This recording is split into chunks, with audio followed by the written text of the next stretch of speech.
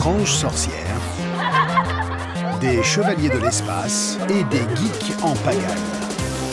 Il était une fois le Comiket, le plus grand rassemblement d'amateurs de culture manga au monde. 500 000 fans réunis à Tokyo.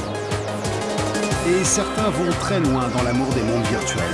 Kanata, un étudiant de 22 ans, est venu accompagner. Je suis si heureux d'être ici avec Usigo. Usigo, c'est le nom de l'héroïne de jeux vidéo imprimé sur le coussin. Son amoureuse. Ce jour-là, l'étudiant est venu rencontrer d'autres amateurs de coussins, comme ce militaire. Là-haut, c'est plus étroit qu'on ne le pensait. Je vais dégonfler un peu le coussin. Essaye d'écarter le tissu. Tu aimes les filles avec des gros seins? Elles ont toutes des gros seins, non? Plus ou moins. Bon, c'est ok là. Vous avez une vraie petite amie? Non, mais je vis depuis longtemps avec Mei, mon héroïne. Donc c'est comme si elle était ma petite amie, un peu comme ma famille. Pour l'instant, Kanata vit son histoire en cachette de ses parents. Et il n'est pas le seul. Ce jeune homme-là, il vit avec ses coussins et avec sa famille. C'est vrai? Oui, C'est pas dangereux? j'ai caché mes coussins. Oh, mais je suis sûr que ta famille est au courant. Oui, c'est sûr. Ils font semblant de ne pas savoir. Chacun prend du plaisir de la manière dont il le souhaite. Ça les rend heureux. C'est bien, non? Au Comiket, une célébrité a fait le déplacement. Shanko Masuda a inventé le premier coussin à taille humaine, il y a 20 ans. Bienvenue. Touche ce tissu. Tu verras, tu te sentiras cool. Il est flexible et en plus, il résiste aux déchirures et à la saleté. Shanko Masuda pense que le temps est venu d'exporter ses housses érotiques. Mesdames et messieurs les Français, faites bon accueil aux amoureux de coussins. Un phénomène extraordinaire qui va vous changer la vie. Kanata et les autres appartiennent à un groupe plus large d'hommes japonais qui revendiquent leur amour pour les héroïnes imaginaires. Ce phénomène a un nom, la culture moi. Les uns aiment les coussins, pour d'autres, ce sont les poupées en silicone. Plus de 200 000 Japonais vivraient avec elles, en couple. Le mouvement Moi déconcerte, il dérange, mais il dit quelque chose sur la crise de la sexualité au Japon. La moitié des célibataires de 18 à 34 ans seraient encore vierges. 70% d'entre eux affirment même ne pas rechercher de partenaire sexuel. Les Moi veulent vivre leur passion fétichiste au grand jour. Ils ont même élaboré toute une théorie philosophique. Écrivain, réalisateur, Taro Sugizaku est le pape du mouvement.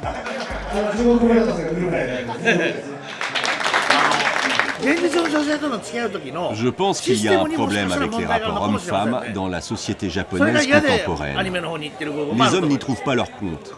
Alors ils se tournent vers la culture manga. Les héroïnes imaginaires nous rendent meilleurs. Les femmes réelles essayent toujours de nous diriger, de supprimer nos personnalités. La plupart des femmes sont comme ça. Ce qui n'est pas le cas dans les mangas et les jeux vidéo. On peut être gentil sans crainte avec les héroïnes virtuelles. Mais ces amours virtuels sont moins anecdotiques qu'il n'y paraît.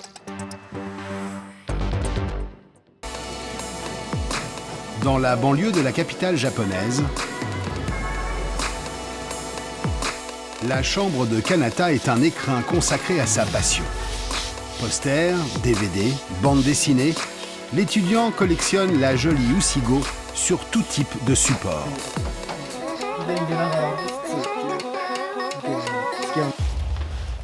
Je l'ai rencontré en jouant à un jeu vidéo quand j'étais au lycée.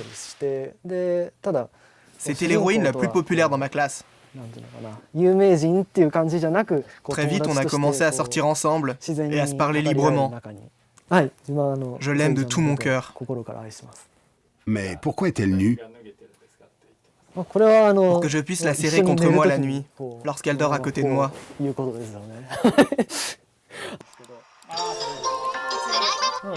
Le jeu vidéo en question se déroule dans un lycée fictif.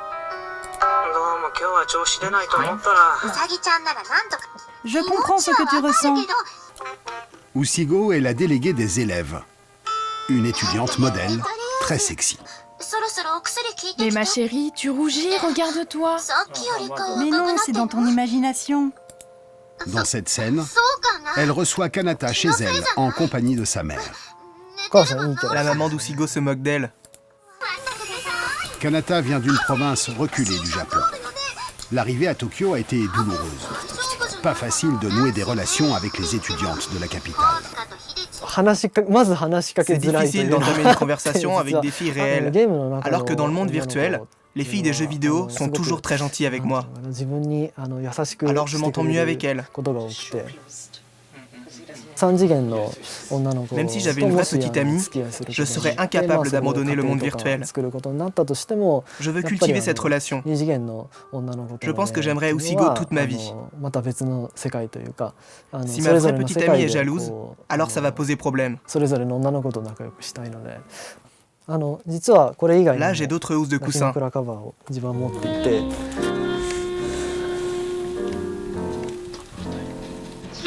Au Japon, l'amour moi prend de nombreuses formes et touche toutes les générations. Chaque soir, le même rituel. Un verre d'alcool, de la musique douce, des paroles échangées. Il fait froid dehors. Fais attention de ne pas attraper un rhume. Senji Nakajima, 61 ans, a acheté sa première poupée il y a 6 ans.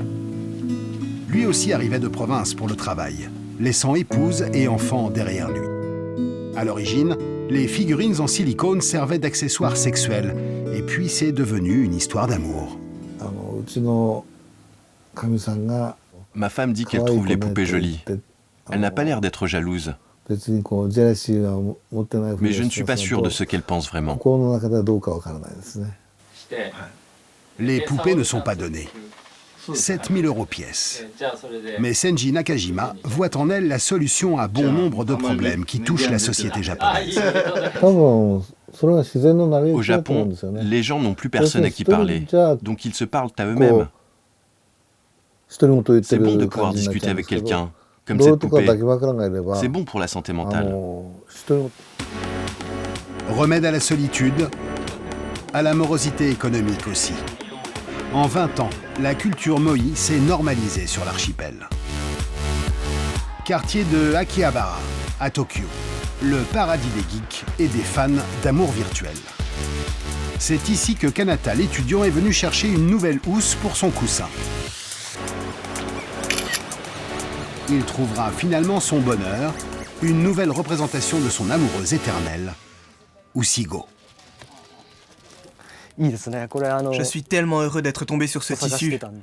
Cela faisait longtemps que je le cherchais. La génération de Kanata n'a connu que la stagnation économique. Ils sont de plus en plus nombreux à se réfugier dans l'univers manga. Voilà, ça fera 16 € s'il vous plaît.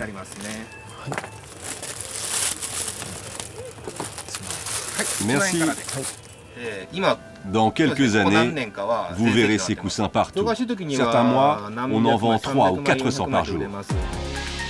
La culture moi, nouvel horizon de l'amour. Au Japon comme en Occident. L'hypothèse peut faire sourire.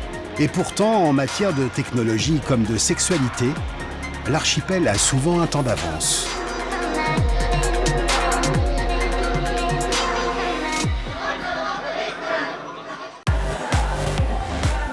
Salon annuel du porno à Tokyo. Des milliers d'amateurs de films cochons se bousculent pour admirer leurs acteurs et actrices préférés. Dans les travées, un paisible retraité, Monsieur Tokuda. Lui n'est pas un simple fan, c'est une vedette. Vous vous souvenez de ce film qu'on a tourné ensemble il y a quelques années? Oui, ça me revient. Ça fait plaisir de vous voir. Vous n'avez pas changé. Quelle énergie! Elle a vraiment un très beau cul. À 81 ans, Monsieur Tokuda est l'un des acteurs X les plus connus au Japon. Il est fantastique, c'est un vrai mec, notre maître à tous. Je regarde beaucoup de porno, mais lui je l'adore, j'ai vu tous ses films. Cet ancien agent de voyage, marié, père et grand-père, a commencé à jouer dans des pornos à 59 ans, l'âge de sa retraite. C'est l'une de ses connaissances qui lui a proposé. Depuis, il a tourné dans plus de 350 films et ne veut surtout pas s'arrêter. C'est l'acteur X, le plus âgé au monde. J'ai fait l'amour avec beaucoup de jeunes actrices, mais il m'est aussi arrivé de faire ça avec des plus vieilles. La première fois, elle avait 71 ans. Ça m'a un peu surpris, mais je pense aujourd'hui que le porno pour les vieux est nécessaire. J'encourage le maximum de personnes âgées à nous rejoindre. Le porno pour les vieux, une invention japonaise qui cartonne. Le principe, le public et les acteurs sont des personnes âgées. Ici, 25% des films pour adultes sont destinés à des vieux adultes. Le style a même un nom, le silver porn, le porno argenté, référence aux cheveux gris. La raison du succès, sans doute la moyenne d'âge de la population japonaise, la plus élevée au monde. Quelques jours plus tard, dans les locaux d'une entreprise proprette de Tokyo, nous sommes chez l'un des plus importants producteurs de silver porn. Le patron n'a pas de mal à trouver des spectateurs, 52 ans d'âge moyen. Pareil pour les acteurs. Bonjour. Vous êtes prête? Aujourd'hui, 2 femmes viennent auditionner, dont Jeannette Aïe, 48 ans. Nous avons une série de films qui s'appelle Madame Lune. C'est l'histoire d'une femme au foyer normale qui, les nuits de pleine lune, se tape tous ses domestiques. Génial. Et puis le lendemain, elle est à nouveau normale. C'est mon idéal de vie. Jeannette est divorcée et mère d'un enfant. Alors, imagine que cette caméra est un masochiste, je veux que tu me mates et que tu me chauffes doucement. Elle a caché à son entourage sa deuxième vie. Elle le promet, le secret est bien gardé. Dans la résidence où je vivais, l'un de mes voisins m'a reconnu. Un jour, il avait bu. Il est venu me voir et il m'a dit « J'ai vu tes films ». J'étais sous le choc. J'ai pris peur et j'ai décidé de déménager. Si d'autres personnes me reconnaissent, je répéterai « Cette femme me ressemble, mais ce n'est pas moi », même si les gens sont sûrs que c'est moi. Je ne veux pas les mêler à ça. Je ne veux pas souffrir et mettre ma famille et mes amis là-dedans. Car ils n'approuveraient pas. Ils méprisent les acteurs porno. Et pourtant, elle tourne. Le producteur nous explique que beaucoup d'actrices divorcées en ont besoin pour payer leurs factures. Mais Jeannette ne veut pas parler d'argent. Elle évoque d'autres motivations. Quand j'étais petite, en regardant mes parents, je pensais que je ne serais jamais excitée ni désirable à leur âge. Mais maintenant, j'ai dépassé l'âge qu'ils avaient à cette époque. Et dans ma vie, il y a toujours de la sensualité, de l'émotion, de la découverte par le sexe.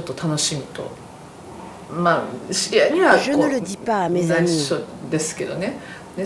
Mais être actrice pour moi, c'est vraiment rester femme. Merci. Merci infiniment. Quand le producteur dégote des actrices, le tournage peut commencer. Particularité du silver porn, la richesse du scénario. Maintenant, c'est ton tour. Avec mon poison, je vais te faire souffrir. Ok, parfait, plan suivant. Et aussi les décors. Ici, il n'y a pas que les acteurs qui sont vieux. C'est dans ce genre de maison que nous avons grandi. Personne ne peut oublier le décor de son enfance. Moi, voir tout ça, ça me rend nostalgique. Dans ce film, les femmes sont beaucoup plus jeunes que les hommes. Regardez ce kimono. Je n'ai jamais porté un truc comme ça. Mais c'est très beau. On m'a même donné une culotte en coton dans le style d'autrefois. Et je n'ai pas de soutien-gorge. Car à cette époque, c'était la guerre et les femmes n'avaient plus d'argent pour s'en acheter. Et regardez cette théière. On n'utilise plus ça aujourd'hui. Et ce cuiseur, tout est d'époque.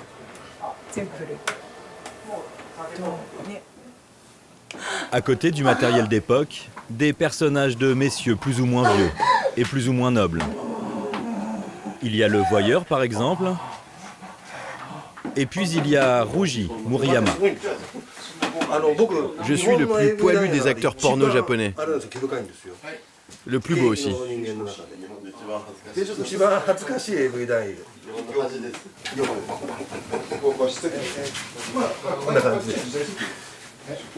Merci. Merci à vous. Ruji le reconnaît. Pour ses tournages, il a besoin d'un petit remontant. 1 heure avant chaque scène, je dois me faire un petit cocktail de pilules. Pour leur performance, certaines collègues de Ruji peuvent gagner jusqu'à 20 000 € par mois. Sur les plateaux les plus modestes, les acteurs ne touchent que 300 € par film. Monsieur Tokuda, lui, n'a pas de problème d'argent. Le porno lui assure une retraite confortable. C'est par ici. L'avantage du silver porn, ces consommateurs achètent encore des DVD, quand les plus jeunes vont gratuitement sur Internet. Cette série avait très bien marché. Ce sont des films cultes et on continue à les vendre très bien. Mais ce n'est ni l'argent, ni la gloire qui ont motivé le vieux monsieur à ses débuts. Vous savez, avant de rentrer dans cette industrie, j'ai longtemps hésité. Mais j'avais toujours rêvé de vivre une autre vie, d'être quelqu'un d'autre. Et c'est cela que le porno m'a apporté. J'espère pouvoir continuer encore de nombreuses années.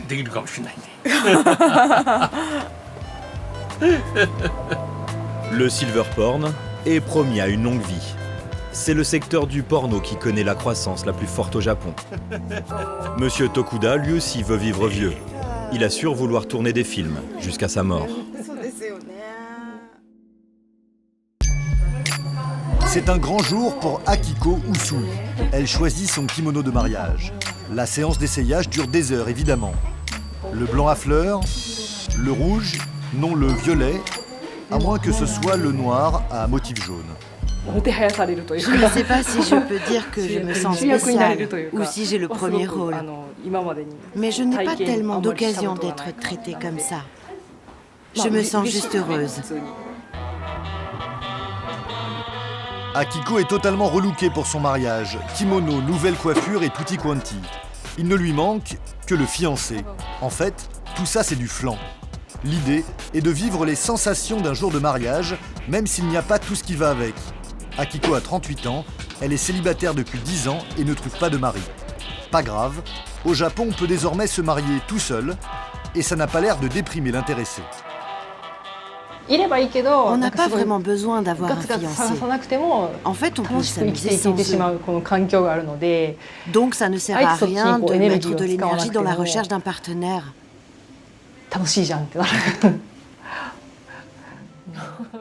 C'est l'agence de Yukiko Inoue qui a inventé le concept du mariage en solo.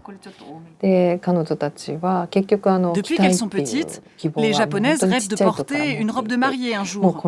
Mais le temps passe et elles sont toujours célibataires. Elles n'ont aucune perspective de se marier et elles se disent qu'elles vont finir leur vie sans avoir pu porter une robe de mariée. Et ça marche. Lancée en juin dernier, sa nouvelle formule affiche complet malgré son prix, 3 000 €. Yukiko surfe sur le déclin de l'amour au Japon. L'archipel est le pays du célibat. La moitié des femmes et plus de 60% des hommes de 18 à 34 ans ne sont ni mariés ni en couple. Et ça, le gouvernement ne peut plus le tolérer. Le Japon vieillit trop, il n'y a pas assez d'enfants, le pays risque de perdre un tiers de sa population d'ici à 2060. Alors les autorités investissent 25 millions d'euros par an pour promouvoir les rencontres. En voiture. Nous sommes dans la province de Gifu, dans l'ouest du pays, avec un sauveur de l'amour payé en partie par l'État, un animateur de speed dating. J'imagine que vous êtes encore un peu tendu. Y a-t-il des gens parmi vous qui prenaient le train pour aller à l'école? Moi, c'était mon cas. J'aimais beaucoup le train, car c'était l'occasion de regarder les filles des autres écoles. C'est cette petite excitation que j'aimerais que vous ayez aujourd'hui. Dans le train, la préfecture de Gifu a livré 40 célibataires aux mains du redoutable Ryusuke. Ça le fait d'être comme ça, accroché à la poignée et de découvrir par hasard que la femme assise en face de vous vous plaît? Vous ne trouvez pas? De quoi vous avez honte, les mecs? Terminus, tout le monde descend. C'est l'heure de la balade au bord de la rivière. Ryusuke a réussi à créer 3 couples aujourd'hui, parce qu'il connaît la mentalité japonaise, nous dit-il. Les Japonais font vraiment attention au regard des autres. Ils ont peur de passer pour des prétentieux s'ils mettent trop d'ambiance, par exemple. Il y a donc peu de rencontres dans le cercle proche. Je me suis rendu compte que la communication se faisait mieux entre personnes qui viennent de loin, comme aujourd'hui.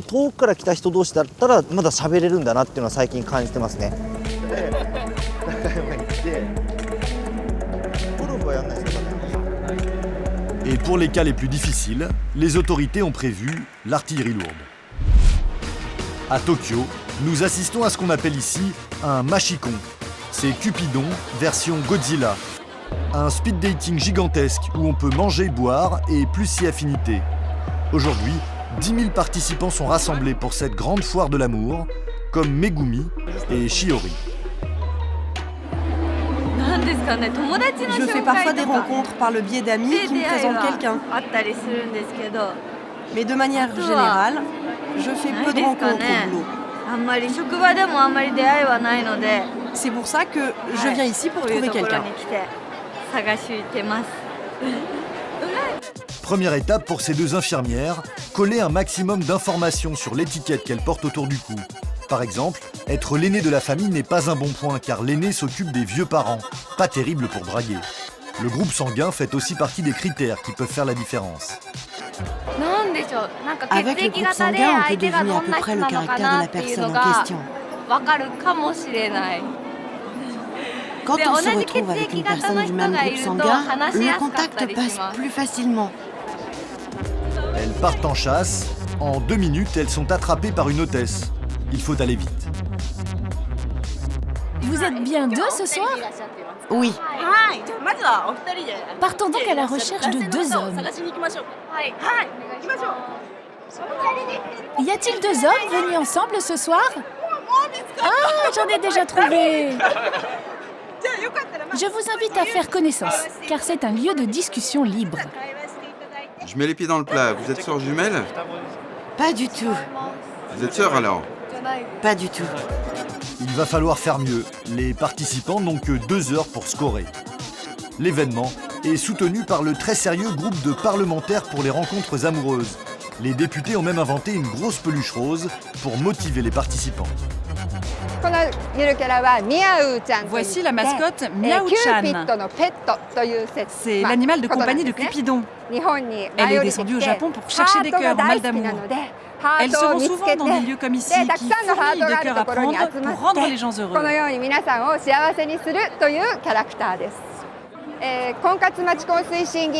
Le groupe des parlementaires pour les rencontres amoureuses a pour objectif de mettre en avant les bons côtés du mariage et d'inciter les jeunes générations à franchir le pas pour qu'ils fassent beaucoup d'enfants et qu'ils vivent heureux. C'est ça qui redonnera du souffle à la société japonaise. L'État fait son maximum donc, mais il n'est pas seul dans la lutte. Ces dernières années, d'autres font leur possible pour motiver les jeunes couples, les prêtres. Dans la banlieue de Tokyo, un temple shinto-bouddhiste propose d'intercéder auprès des divinités pour que les Japonais trouvent l'âme sœur. 50 € la journée. Baissez la tête. Joignez vos mains et inclinez-vous.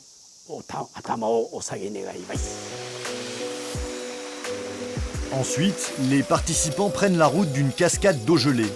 L'un après l'autre, au son des incantations, ils crient leur souhait le plus cher. Faites que je rencontre une petite amie.